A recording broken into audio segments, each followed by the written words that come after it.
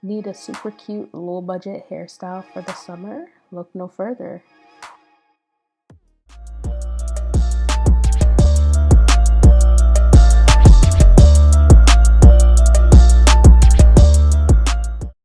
Hey lovelies, so today your girl's gonna be attempting something new.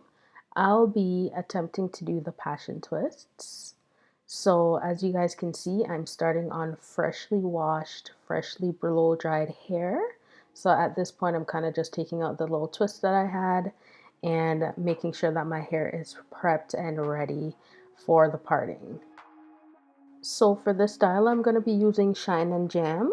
So this is what I'm going to be using to hold the hair together, as well as to make sure that the parting is precise. As you can see, I'm kind of trying to look to see how the parting is gonna look. Listen, your girl is no expert at parting, and this is a part that takes the longest for me, but I'm hoping that this mirror is gonna help out. So as you can see here, I'm kind of adding the Shine and Jam into the pre-part section, and then I'm just gonna go in and just kind of finalize everything and try to make sure that the parts are as straight as possible.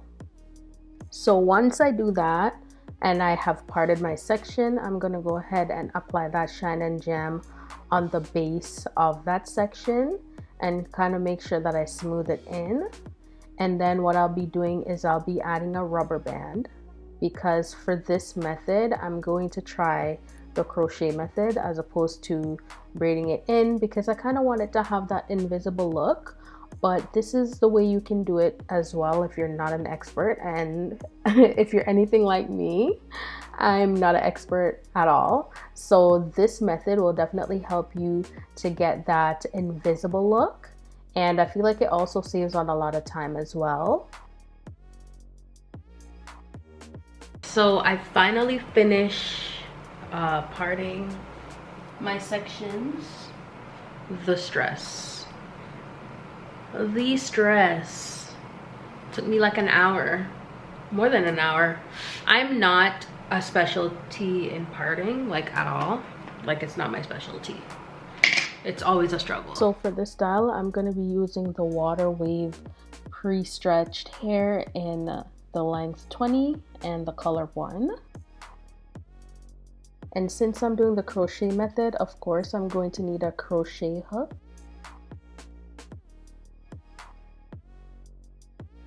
What you want to do is you want to take a piece of the hair. For me, I only used one piece because I didn't want it too big.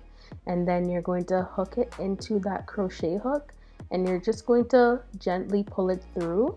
If it gets stuck, just be patient and slowly maneuver and try to get it out. And then once it is through and I have 2 even sides, what I did was I actually braided the beginning. And then after I braided it about 4 or 5 times, I began twisting it. Now, when you get to the part for the twist, it's important that you add some form of gel. So at that point, I had decided to add some of the Shine and Jam on my hair. Especially if you have really thick hair, you do want to make sure that you're adding something on your hair to kind of help your hair to fuse to the water wave hair, and also too just to kind of make sure that everything is tucking well, because if you don't, then it will kind of have this, you know, double textured look and it won't look as sleek.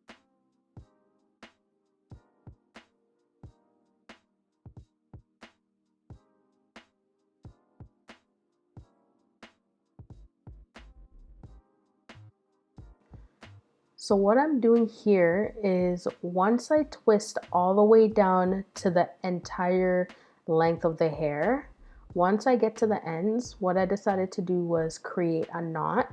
Now this is optional and you do have the option to use elastics, but what I found is with the knot, it held it more and stopped it from unraveling. So I feel like that was the best option, and it also was super cute because it still allowed the hair to have that curly end look as opposed to having a bunched up elastic at the end.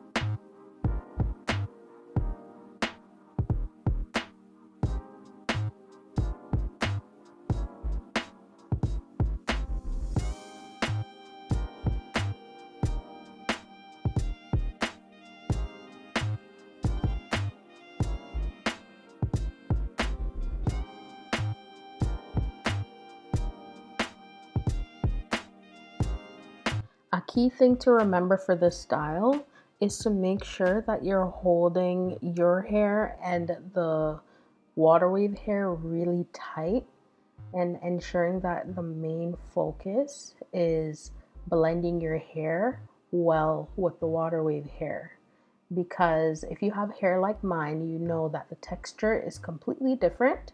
So if you're not really focused on ensuring that the hair is tucked and making sure that you're holding it firm, then this style will come out not the best, simply because the softer hair will unravel and then your hair will come peeking through, and it will just make it look really just not cute. So definitely keep that in mind.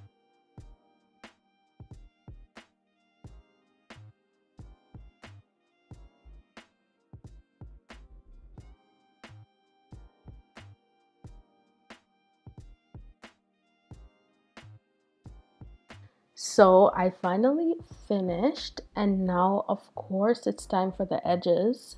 So for my edges right now, what I'm doing is kind of combing it out. Now I didn't exactly leave any hair out for my edges because I feel like, for me personally, if I leave too much out at the beginning, then my hair tends to look messy a lot faster. So I kind of just use my natural edges, and then as the style gets older, of course I'm gonna have more. Now I'm going to be using the True Edge Plus Extreme Hold Edge Control. I wanted to try this one out.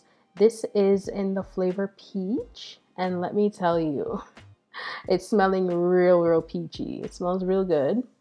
So yeah, like, you guys have seen me do my edges, so I'm not really going to tell you how, but I'm just doing a little swoopy swoop, as you can see, and I'm just gonna play around with it and mold it until it is the way how I want it to be.